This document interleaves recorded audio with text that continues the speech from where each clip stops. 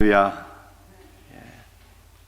우리 사랑하는 성도님들, 큰 은혜의 시간 되실 줄로 믿습니다. 히브리서 2장 10절 이하의 말씀은 예수 그리스도의 성육신에 관한 말씀입니다. 우리 예수 그리스도의 성육신을 가장 잘 보여주는 말씀 가운데 하나가 요한복음 1장 14절입니다. 우리 한번 같이 읽어볼까요? 말씀이 육신이 되어 우리 가운데 거하심에 우리가 그의 영광을 보니 아버지의 독생자의 영광이요 은혜와 진리가 충만하더라. 말씀이신 성자 예수께서 육신이 되어 우리 가운데 거하셨습니다. 그런데 이 거하다라고 하는 단어가 장막을 치다, 성막을 치다 라고 하는 뜻이에요. 따라서 성막이신 예수 그리스도께서 우리 가운데 거하심에 우리가 예수 그리스도를 통하여서 하나님의 임재를 경험하게 되었고 여호와 하나님을 만나게 되었다는 것입니다. 왜냐하면 예수님 자신이 성막이시요 여호와 하나님이시기 때문입니다. 말씀이 육신이 되어 우리 가운데 거하심에 우리가 그의 영광을 보니 아버지의 독생자의 영광이라 말씀했습니다. 말씀이신 예수께서 인간의 육신을 입고 이 땅에 오셨는데 그의 영광을 보니 아버지의 독생자의 영광이었어요. 독생자라고 하는 것은 아버지의 본질 100%를 소유하신 아들이라고 하는 뜻입니다. 아버지의 본질 100%로 소유하신 그 아들을 보니 그 아들 안에 은혜와 영광과 생명과 진리가 충만했던 것입니다. 여러분들, 성육신이 무엇일까요? 성육신은 말씀이신 하나님께서 하나님 되심을 포기하고 인간이 되신 것이 아니라 말씀이신 하나님께서 인간의 육신을 입고 이 땅에 오신 것입니다. 예수 그리스도는 우리와 동일한 인간이 되셨지만 그는 동일하게 여전히 하나님이셨어요. 독생하신 하나님이셨습니다. 이것이 바로 성육신이에요. 우리가 지난주에 성육신하신 목적 세 가지를 제가 말씀드렸습니다. 우리를 거룩하게 하시려고, 우리를 형제 삼아 주시려고, 사탄의 권세를 멸하시기 위하여 예수께서 성육신하셨습니다. 오늘은 지난주에 이어서 성육신하신 목적, 우리가 세 가지를 추가로 함께 살펴보면서 은혜를 나누기 원합니다. 첫 번째, 아브라함의 자손을 붙잡아 주시기 위함이에요. 오늘 본문 말씀 히브리서 2장 16절을 같이 읽도록 합니다. 이는 확실히 천사들을 붙들어 주려 하심이 아니라 오직 아브라함의 자손을 붙들어 주려 함이니라. 여러분, 아브라함의 자손이 누구일까요? 우리 예수님은 아브라함의 자손을 붙잡아 주시기 위하여 성육신하셨는데 이 아브라함의 자손은 육신적 자손, 이스라엘을 뜻하는 것이 아닙니다. 구약성경 창세기 28장 14절에 땅의 모든 족속이 너와 내 자손으로 인하여 복을 받으리라 이렇게 말씀하셨어요. 내 자손이라고 하는 것은 한 씨를 가리키는 것인데 예수 그리스도를 가리키는 것이죠. 그래서 예수 그리스도로 인하여 땅의 모든 백성들이 복을 받으리라 주께서 아브라함과 이삭과 야곱에게 약속의 말씀을 주셨습니다. 그런데 히브리서 2장 16절에서 말씀하고 있는 아브라함의 자손을 붙들려 하심이라, 이 아브라함의 자손은 누구를 가리키는 것일까요? 한 씨 대신 예수 그리스도, 그를 믿는 성도를 가리키는 거예요. 예수 그리스도께서 선택하신 백성들, 한 씨가 되시는 주 예수를 믿는 교회를 붙잡아 주시기 위하여 우리 주님께서 성육신 하셨다는 말씀입니다. 자, 그렇다면 붙잡아 주신다는 것은 무슨 뜻일까요? 인간은 연약한 존재이기에 혼자 내버려 두면 길 잃은 양처럼 생명의 길 대신 예수 그리스도를 잃어버리고 마침내는 멸망에 빠질 수밖에 없는 존재입니다. 때문에 주님은 예나 지금이나 선택하신 백성들이 예수 그리스도를 떠나지 못하도록 강력한 은혜의 손으로 붙잡아 주시는 분이에요. 주님께서 저와 여러분들을 사랑과 은혜의 손으로 붙잡아 주셨기 때문에 우리가 세상으로 나가지 못하고 오늘도 주님 앞에 나가서 주님을 예비하면서 주님의 은혜와 복을 받게 된 것을 믿으시기를 바랍니다. 여러분들, 천사도 우리 주님께서 붙잡아 주심이 필요한 존재이거든요. 왜냐하면 천사 중 일부는 타락하여서 만왕의 왕이신 예수 그리스도를 대적하고 있기 때문입니다. 그러나 우리 주님은 천사를 붙잡아 주지 않으셨어요. 아브라함의 자손, 곧 택하신 성도들을 붙잡아 주시는 분입니다. 이것은 우리 성도가 천사들보다 훨씬 더 존귀한 존재인 것을 말씀하고 있는 거예요. 여러분들이 붙잡아 주시는 은혜 어떤 것일까요? 우리 성경에서 그 사례를 한번 찾아볼 수 있으면 좋겠습니다. 빌립보서 3장 12절 말씀을 우리 한번 같이 함께 읽도록 합니다. 내가 이미 얻었다 함도 아니요 온전히 이루었다 함도 아니라 오직 내가 그리스도 예수께 잡힌 바 된 그것을 잡으려고 달려가느니라. 사도 바울은 예수님께 잡힌 바 되었습니다. 주 예수께서 사랑과 능력의 손으로 교회를 핍박하고 예수 그리스도를 대적하던 사도 바울을 사로잡으셨어요. 우리 주님께서 바울을 사로잡으셨다는 것은 그를 선택하셨어. 그가 더 이상 멸망의 길로 나가지 못하고 다시금 생명의 길 대신 예수 그리스도께로 돌아올 수 있도록 그를 붙잡아 주셨다는 뜻입니다.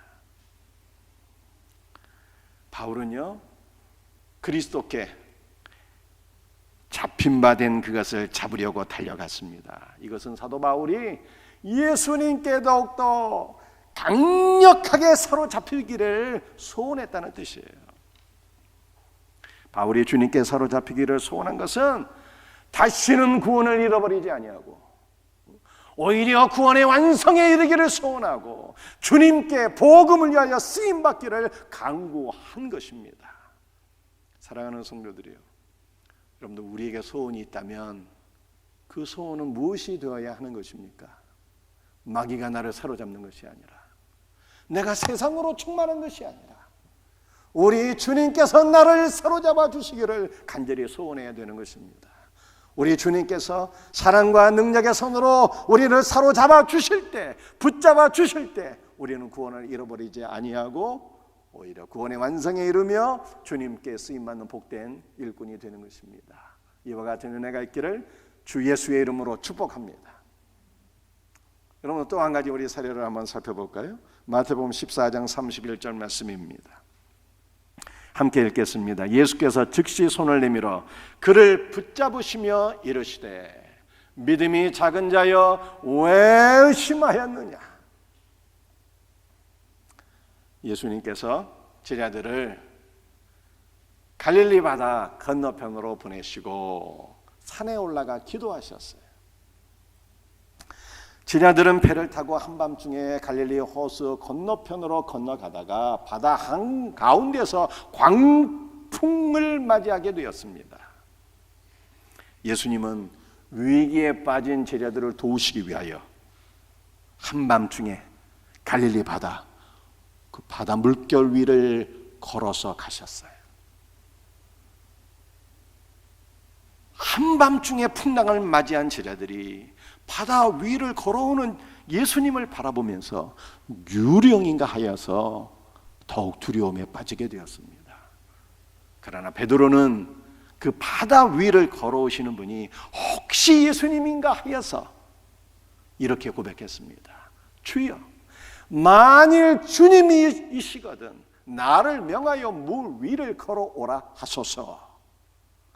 그때 주님께서 베드로에게 말씀하셨습니다. 오라, 걸어오라 말씀하셨어요. 베드로는 주님의 말씀을 듣고 배에서 내려서 바다 물 위를 걷기 시작했습니다. 그러나 베드로는 바람과 물결을 보고 무서워서 그만 바다에 빠지게 되었어요. 그때 베드로가 주님께 소리쳐서 간구했습니다. 주여 구원하여 주옵소서.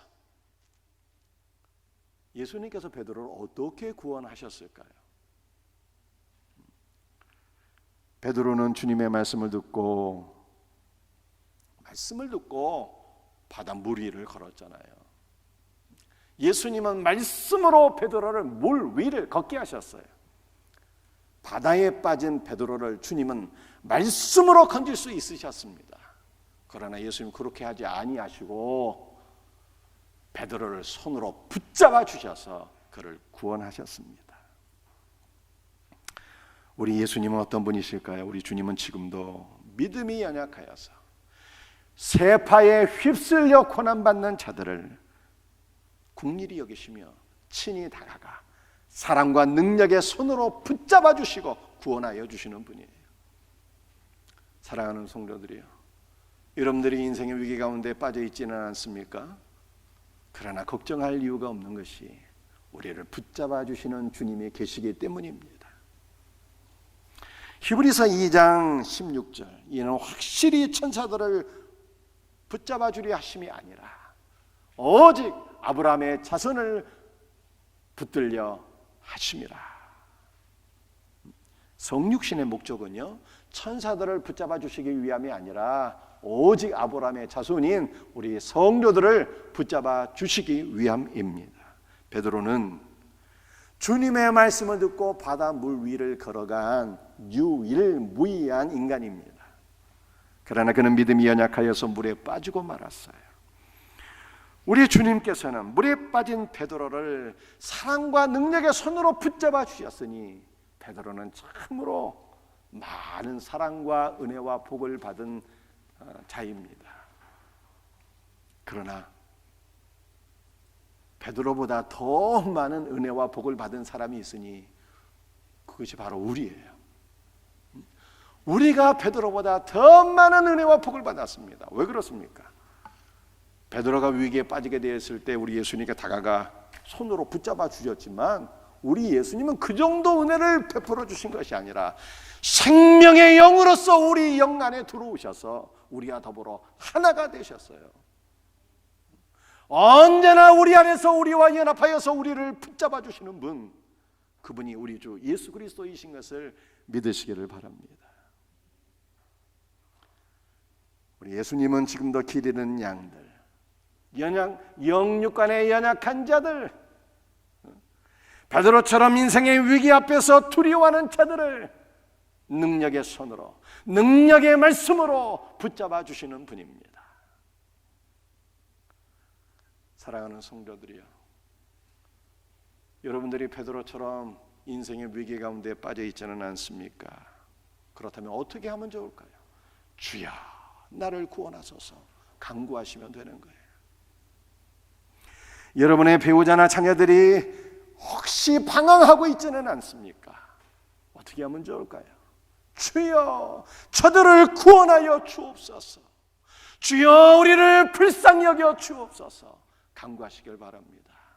그러면 우리 사랑의 주님, 생명의 영으로 우리 안에 임재하셔서 우리와 더불어 연합하여 하나가 되신 그 주님께서 언제나 사랑과 능력의 손으로 우리를 붙잡아 주시고 회복의 은혜를 베풀어 주실 것을 믿으시기를 바랍니다. 우리 예수님께서 성육신하신 두 번째 이유, 자비하신 대제사장이 되시기 위함이에요. 히브리서 2장 17절 말씀 함께 같이 읽도록 하겠습니다. 그러므로 그가 범사의 형제들과 같이 되심이 마땅하도다. 이는 하나님의 일에 자비하고 신실한 대제사장이 되어 백성의 죄를 속량하려 하심이라. 대제사장은 하나님과 인간 사이의 중보자입니다. 중보자는 하나님과 인간 사이에 서서 양쪽을 다 대변하고 화목된 관계를 가져오는 분입니다. 그런데 하나님께서는요, 천사들을 대제사장으로 선택하지 않으셨어요. 왜냐하면 천사들은 사람의 연약함을 동정할 수 없기 때문입니다. 천사는 사람이 아니기에 인간의 고통과 아픔을 이해할 수도 없고 우리를 위한 대변자가 될 수 없는 것입니다. 따라서 구약시대 대제사장은 천사가 아니라 연약한 인간이었어요. 대제사장은 사랑하는 가족을 잃을 수도 있는 사람이었습니다. 또한 우리와 마찬가지로 먹고 마시며 질병으로 고통당하는 연약한 존재였어요. 성자 예수 그리스도는 성부 하나님과 동일 본질이시나 우리의 대지상이 되기 위하여 그는 인간이 되셨습니다. 성자 예수께서 인간이 되신 이유는 사람들의 고통을 이해하고 하나님께 중보, 기도하기 위함이었어요. 또한 예수 그리스도는 우리에게 하나님에 대해서 말씀하실 때 높은 자리에서 내려다보고 말씀하시는 것이 아니라 우리의 뼈 중에 뼈요 살 중에 살로서 우리와 함께 거하시고 우리의 눈높이에서 말씀하시기 위하여 그는 인간이 되셨습니다. 예수 그리스도는 우리의 자비로운 대제사장이에요. 그는 연약한 인간이 되셔서 우리의 모든 연약함을 친히 다 경험하셨습니다. 따라서 우리를 향하신 주님의 마음은 한없는 긍휼과 사랑과 자비하심입니다. 우리 주님은 우리가 죽어 마땅한 주인임에도 불구하고 우리를 형벌의 대상이 아니라 치유가 필요한 병든 자로 보셨고 찾아서 구원하지 않으면 안 되는 길 잃은 어린 양으로 보셨어요.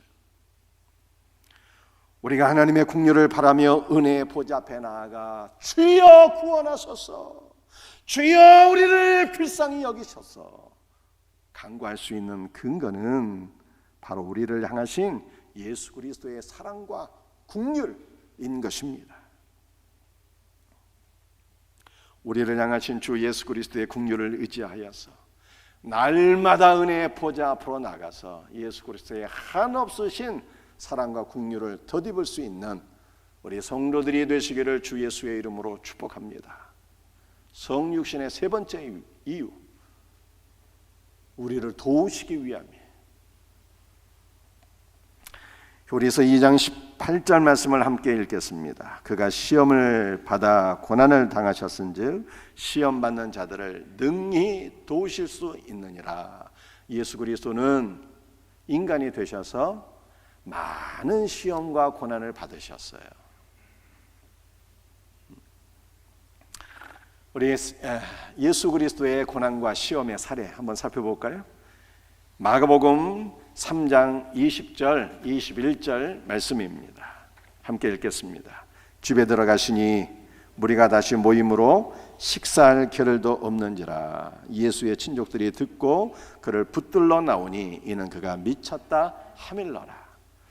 천주교의 교리 가운데 하나는 성모 무흠설입니다. 마리아는 흠이 없고 죄가 없는 존재라고 하는 것이죠. 과연 천주교의 교리인 성모 무흠설이 맞는 것일까요? 성경은 무엇을 말씀하고 있습니까? 우리 예수님께서 공생애를 시작하시면서 매우 분주한 사역을 하셨어요. 말씀을 전하시고 가르치시고 병든 자를 치료하셨는데 얼마나 분주하게 사역을 하셨는지 식사할 겨를도 없으셨습니다. 이렇게 분주히 사역하시는 주님을 바라보시면서 사람들은 저가 미쳤다 그렇게 생각했습니다.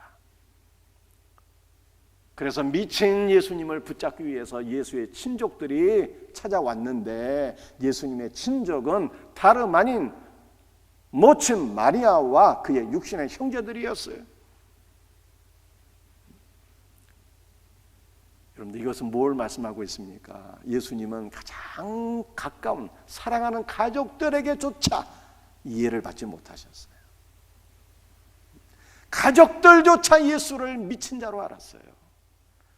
예수님은 가족에게도 이해를 받지 못하셨고 고난을 받으셨고 시험을 당하신 분이었습니다. 여러분들 예수님은 얼마나 많은 시험을 당하셨나요? 마가복음 1장 13절에 이렇게 말씀하고 있습니다. 광야에서 40일을 계시면서 사탄에게 시험을 받으시며 들짐승과 함께 계시니, 예수 그리스도는 공생애를 시작하시면서 광야에서 마귀에게 3가지 시험을 받으셨습니다. 지옥의 악마가 감히 성육신하신 하나님을 대적하고 시험한 것입니다. 예수님은 마귀에게 시험을 받으셨으나 말씀으로 승리하셨어요. 마귀와의 영적 전쟁에서 승리하신 예수 그리스도만이 우리의 소망입니다. 왜냐하면 시험을 받으셨으나 승리하신 예수 그리스도로 인하여 우리 성도들은 잃어버린 낙원을 되찾았기 때문입니다. 여러분들 이것이 무슨 뜻인가 이해하고 계신가요? 인류의 시조인 아담과 하와는 마귀에게 시험을 받아 시험에 지고 말았어요. 그래서 낙원을 잃어버리게 되었습니다. 그런데 우리의 소망이신 예수 그리스도께서 제2의 아담으로 오셔서 마귀에게 시험을 받으셨으나 말씀으로 승리하셨기 때문에 우리는 승리하신 예수 그리스도로 인하여 잃어버린 낙원을 다시 되찾게 된 것입니다. 뿐만 아니라 우리 예수님은 많은 시험을 받으셨으나 승리하셨기 때문에 지금도 여전히 시험 당하는 자들을 도우시는 분이에요. 히브리서 2장 18절 말씀입니다. 그가 시험을 받아 고난을 당하셨은즉 시험 받는 자들을 능히 도우시느니라. 과부 사정 호라비가 알고 호라비 사정 과부가 안다고. 우리 예수님은 많은 시험을 당하셨기 때문에 시험 당하는 자들을 능히 이해하시고 긍휼히 여기시며 도와주시는 분이라고 성경은 말씀하고 있습니다. 히브리서 2장 18절에서 시험 받는 자들을 능히 도우신다고 말씀하고 있는데, 돕는다는 것이 우리가 위험에 빠졌을 때 강구하기만 하면, 부르짖기만 하면 우리의 주님께서 우리의 음성을 들으시고 급히 달려와 우리를 도우신다는 뜻이에요. 우리의 간구를 들으시고 우리를 도우시는 주님, 여러분들 성경에서 그 사례를 한번 살펴보도록 하겠습니다. 신약성경 마태복음 15장 22절 말씀이에요. 함께 같이 읽도록 합니다. 가나안 여자 하나가 그 지경에서 나와 소리질러 이르되 주 다윗의 자손이여 나를 불쌍히 여기소서 내 딸이 흉악히 귀신 들렸나이다. 가나안 여인, 이방 여인이죠. 이 이방 여인이 예수님께 나와서 신앙을 고백했습니다. 선민이라고 하는 이스라엘 백성들은 다 예수 그리스도를 미쳤다고 정죄했는데 이방 여인은 예수님께 나와서 신앙을 고백했어요. 주 다윗의 자손이요. 이것은 예수 그리스도께서 다윗의 후손이라고 하는, 이스라엘의 메시아라고 하는, 온 인류의 구원자라고 하는 신앙 고백이었습니다. 이방 여인이 예수님께 이러한 신앙을 고백하면서 주여 나를 도와주소서 내 딸이 흉악히 귀신 들렸나이다, 이렇게 간구한 것입니다. 그런데 예수님은 이 가나안 여인의 간청을 들으시고 매몰차게 외면하셨어요. 나는 이스라엘 집에 이른 양 외에는 다른 데로 보냄을 받은 일이 없느니라. 예수님께서 가나안 여인의 간구를 왜 외면하신 것일까요? 다 간절히 주님을 바라보고 의지하며 기도하라고 주님은 외면하신 것이. 주님의 기대하신 대로 이 가나안 여인은요 다 주님을 간절히 의지하고 사모하며 간구했습니다. 마태복음 15장 25절 말씀, 여자가 와서 예수께 절하며 이르되 주여 저를 도우소서. 가나안 여인은요 예수 그리스도께 신앙을 고백했을 뿐만 아니라 엎드려 경배한 거예요. 절하며 라고 하는 것이 경배하며 예배드리며 이런 뜻이에요. 예수님께 끊임없이 경배드리며 간구했습니다. 주여 저를 도와주옵소서. 도움을 요청한 가나안 여인에게 우리 예수님 어떻게 하셨습니까? 마태복음 15장 28절 말씀, 여자여 내 믿음이 크도다, 내 소원대로 될지어다 하시니 그때로부터 그의 딸이 즉시로 나으니라 성경이 말씀하고 있습니다. 우리 주님은 지금도 위기에 빠진 자들이 주님을 바라보고 의지하고 부르짖어 간구하기만 하면 주여 저를 도와주옵소서 기도하기만 하면 즉시로 달려와서 우리를 도와주시는 분이에요.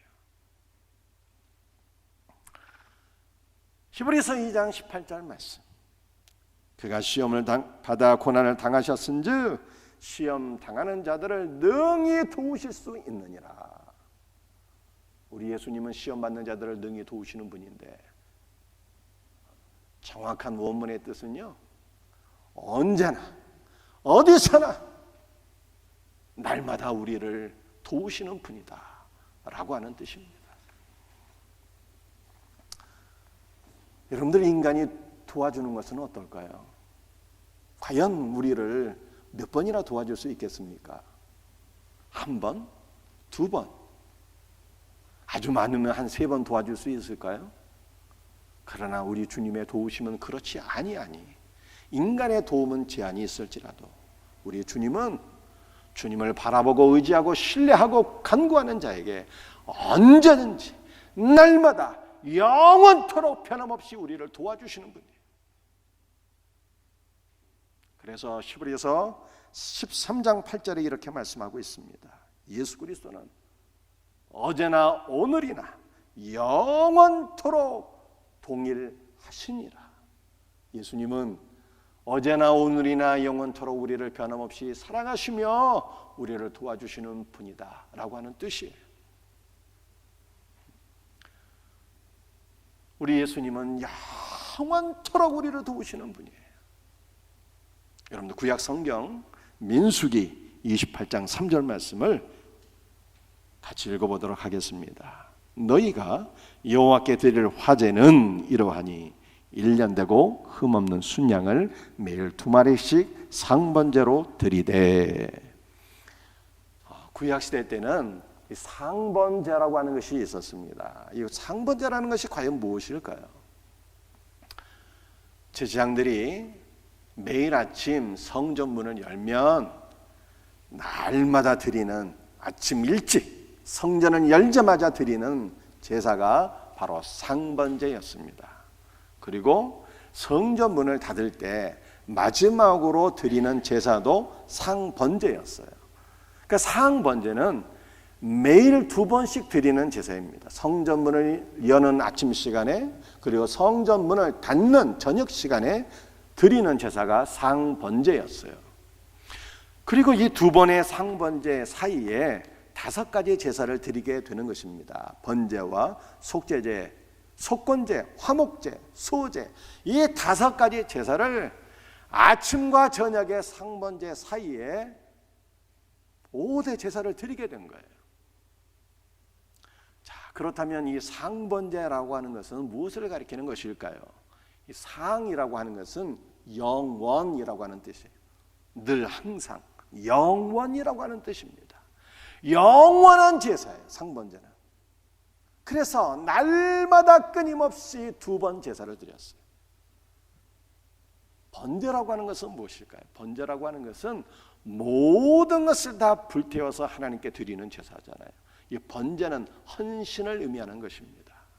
따라서 상번제는 영원한 헌신의 제사라고 하는 거예요. 그렇다면 누가 영원한 헌신을 한 것입니까? 우리와 같은 육신을 갖고 있는 유한하고 연약한 인간이 어떻게 영원한 헌신을 할 수가 있겠습니까?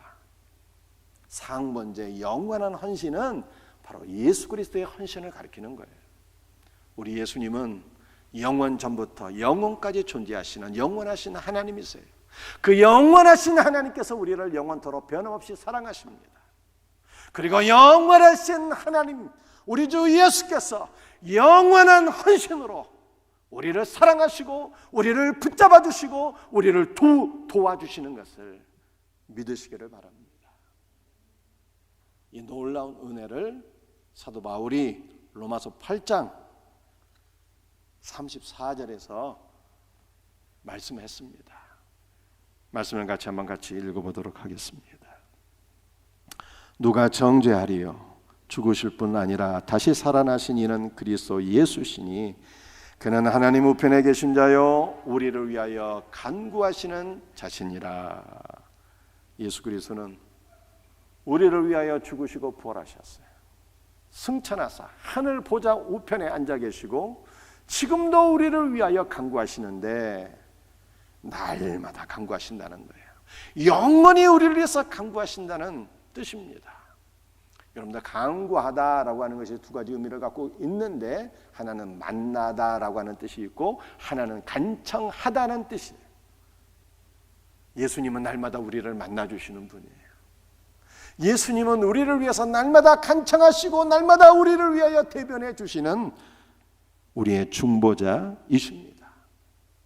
때문에 사도 바울은 예수께서 우리를 위해서 죽으시고 부활하셨고 우리를 위해서 날마다 간구하고 계시니 누가 우리를 정죄하리요? 아무도 우리를 정죄할 자가 없느니라 말씀한 것입니다. 우리를 위하여 간구하시는 대제사장 예수 그리스도는요 결코 변함이 없는 분이에요. 어제나 우리나 영원토록 한결같은 사랑으로 변함없이 우리를 붙잡아 주시고 도와주시는 분이십니다. 예수 그리스도는 영원토록 동일하시기에 구원의 과정을 시작하시고 결코 그만두시는 법이 없으시며 시작하신 일을 마침내는 끝까지 이루시는 분임을 믿으시기를 바랍니다. 예수 그리스도는 우리에게 도움을 주시되 매 순간 날마다 우리를 위하여 간구하시고 도와주시는 분이에요. 그렇다면 여러분들 우리가 주 예수 그리스도와의 관계에서 무엇이 필요할까요? 날마다 우리를 위해서 간구하시고 도와주시는 예수 그리스도를 신뢰하고 의지하고 주님을 바라보며 기도하는 것입니다. 지난 주 중에 몹시 연로하시고 몸이 편찮으신 우리 권사님 한 분 만나서 제가 기도해 드렸어요. 코로나 때문에 교회 못 나기도 하지만 너무 연로하시고 몸이 불편하셔서 거동할 수 없는, 교회 나올 수가 없어요. 그 권사님 만나서 제가 무슨 말씀으로 권면하겠습니까? 예수님을 잊지 마세요. 권사님 주님을 꼭 기억하시고 주님을 바라보시고 의지하시고 기도하셔야 됩니다. 주여 나를 구원하소서. 주 예수의 이름을 부르며 주여 나를 구원하소서. 주여 나를 도와주옵소서. 주여 나를 붙잡아 주옵소서. 간구하시길 바랍니다. 우리 주님께서 권사님을 꼭 붙잡아 주시고 영원한 생명으로 인도해 주실 것을 믿습니다. 이렇게 말씀을 전하며 기도해 드렸어요. 여러분들 날마다 우리 주님은 우리를 붙잡아 주시는 분인데요, 우리가 주님과의 관계에서 필요한 것이 딱 하나야, 딱 하나. 우리 주님을 바라보고 의지하고 신뢰하며 겸손히 무릎 꿇고 기도하는 거예요. 주님 나를 도와주세요. 주님 나를 붙잡아 주세요. 간구할 때 우리 주님께서 날마다 크신 은혜를 베풀어 주시고 우리를 도와주실 것을 믿으시기를 바랍니다. 오늘 제가 성육신하신 목적 세 가지를 말씀드렸어요. 세 가지가 무엇이었나요? 우리 오른손들과 한번 손으로 한번 꼽아 보실까요? 첫 번째, 붙잡아 주시려고. 주님께서 우리를 붙잡아 주시지 않으면 세파에 다 휩쓸렸고 믿음 다 잃어버리게 되는 거예요. 우리의 믿음이 유지가 되는 것은 주님이 붙잡아 주시기 때문에 그런 거예요. 방황하는 자녀들이 있으면 주님 붙잡아 주세요. 기도하시기 바랍니다. 두 번째, 자비로운 대제사장이 되시려고. 우리 주님은 우리를 긍휼히 여기시는 분이에요. 왜냐하면 우리가 당하는 모든 연약함을 다 경험하셨기 때문에. 그래서 우리는 주님의 그 긍휼을 힘입어 기도할 수 있는 것입니다. 세 번째, 우리를 도와주시려고.